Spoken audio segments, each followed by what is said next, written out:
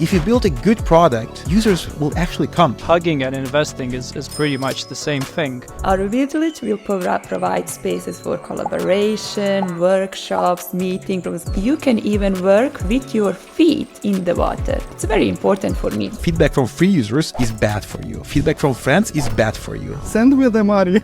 As we agreed. You can send the money to me as well. I'm actually planning to raise money for this. Good morning, Dan, and good morning, John. Good morning. Good. So I never used Twitter in my life, like really.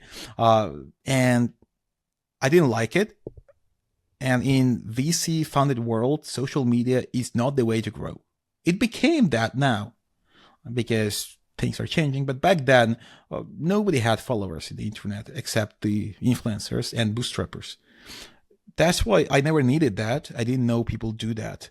But then I saw what others do. I saw Peter Levels. I saw Mark Liu and other guys. And I saw that they have a lot of followers and they ask questions, people answer.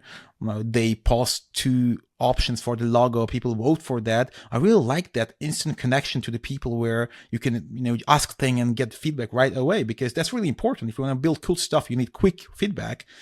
And I set a goal for myself that I have to build up the following just because I wanted to have direct connection, real-time connection with the people. And I started. What I did was pretty good. So I just tried to do what others do. I just looked at people with a lot of followers. I scrolled far back to their old posts.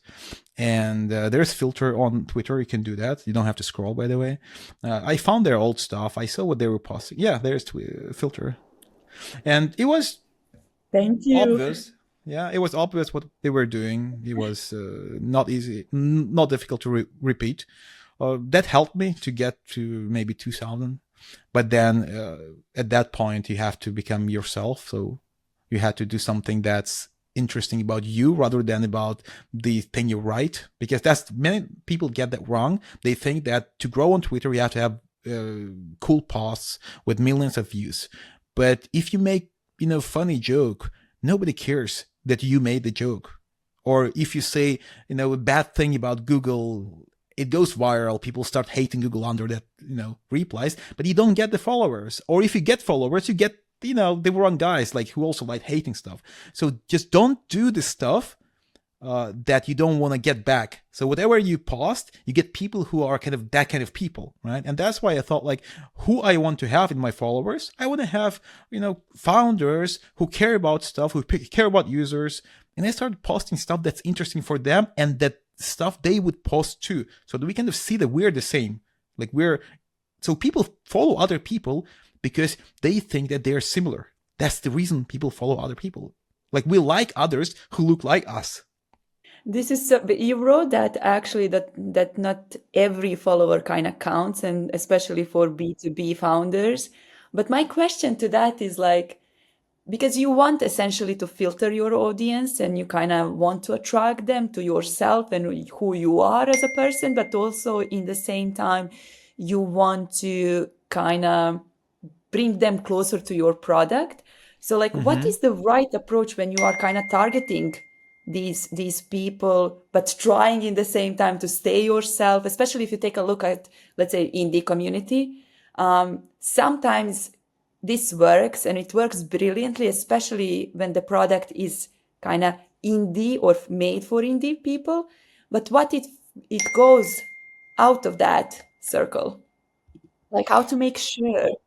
Yeah, if you're in B2B world, it's difficult to go out of the circle from day one. You don't have to.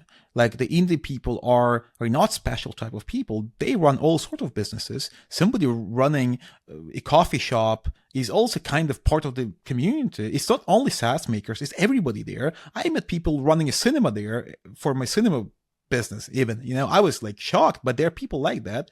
So what I would say is that if you're in B2B, you should not worry too much about the people outside of the bubble. Why? Because if you make great product for this bubble, for the indie makers are normal people.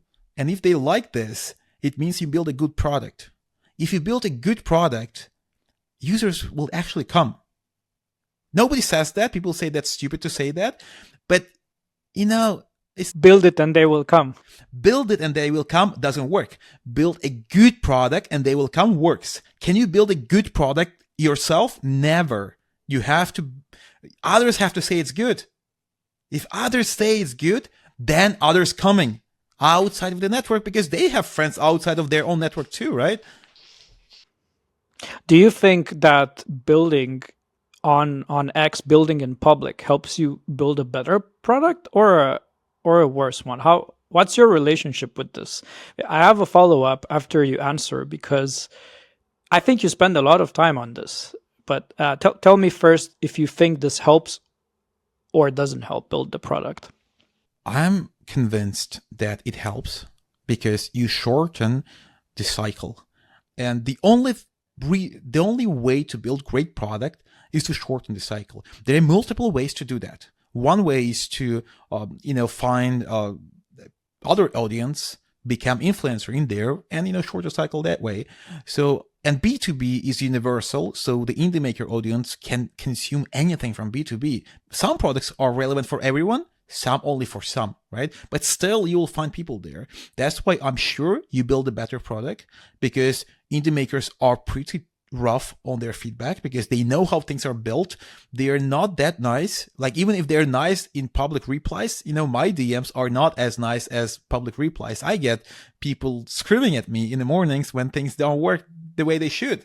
And there's no shortage of that. There's no shortage. Once you go outside, but you have to go outside of your friend group. Like, maybe outside of your bubble. Yeah. So you maybe meant this. Definitely. Like, do not see your friends as your users and customers. I even said that in my posts that you should never be careful with treating the feedback. For example, feedback from free users is bad for you. Feedback from friends is bad for you. And feedback from people who you ask for feedback is also bad because if you ask somebody before feedback, they become like a professor. They start telling things they would never tell you otherwise, and it doesn't help. Feedback is only good when it's from somebody who is quite far away from you, from your friend circle, and comes up with feedback on their own. You don't ask them for feedback. Just a quick question. I had an interesting discussion yesterday about how to ask for the feedback. So it would be interesting to hear from you, what is that right question when you start asking for a feedback? Because we were discussing about one book and it's the way you ask and who you ask. So my question now is do you start with the problem? So you are assuring that a user has that problem, so he's prepared for the product you are already giving to him, because then the perspective is totally different. So my question is how to ask that right question when you are asking for the feedback?